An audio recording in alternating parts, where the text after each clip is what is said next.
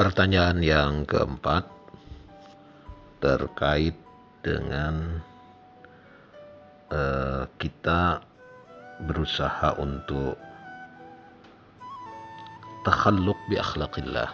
Jadi berakhlak seperti akhlaknya Allah sebagaimana yang tercermin dalam nama-namanya. Apakah kalau kita misalnya meniru kebaikan-kebaikan Allah sebagai Al-Majid yang baik pada dirinya dan perbuatannya, kita seperti menjadi atau sama dengan Allah? Tentu saja jawabannya tidak. Ya, kita dianjurkan untuk takhalluq bi akhlaqillah itu dalam arti upaya makhluk untuk mendekatkan dirinya kepada Allah. Jadi bukan menjadi seperti Tuhan, tetapi mendekatkan diri kepadanya. Nah, kedekatan di situ adalah tentu bukan kedekatan fisik ya, tetapi kedekatan maknawi. Kalau orang tua sama anaknya misalnya, itu ada hubungan batin yang dekat. Meskipun anaknya jauh berada di luar daerah atau di luar negeri, hubungan kedekatan itu tetap ada. Itu yang saya maksud dengan kedekatan maknawi.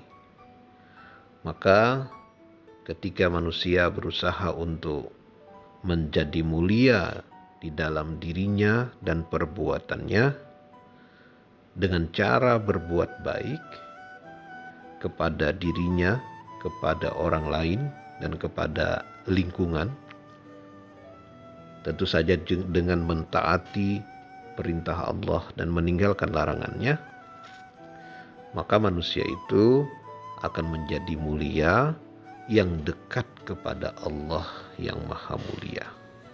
Ya, kedudukannya itu dekat dengan Allah. Ya, kalau di analogikan itu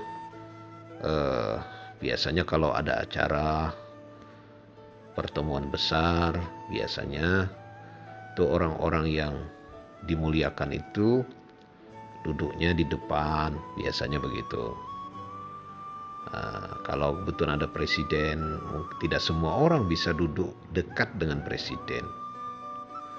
Nah, itu kalau manusia ya, secara fisik ya. Tapi tentu kalau dengan Tuhan tidak secara fisik seperti itu, tapi maknanya kita bisa memahami. Lalu yang kedua, apakah ketika kita berbuat kebaikan selalu saja ada kekurangan, dan dengan demikian maka kemuliaan itu tidak sempurna? Ya, saya kira memang demikian adanya. Ya, yang dituntut kepada kita memang bukan kesempurnaan dari kebaikan yang kita lakukan, karena itu mustahil. Kita bukan Tuhan, kita hanya makhluk yang terbatas pengetahuan kita, dan terbatas pula kemampuan kita.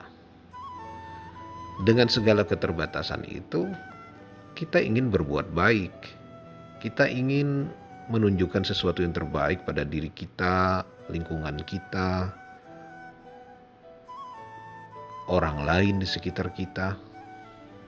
Tetapi apa yang kita lakukan itu tidak mungkin sempurna dan bisa membahagiakan, memuaskan semua orang, karena kita memang terbatas.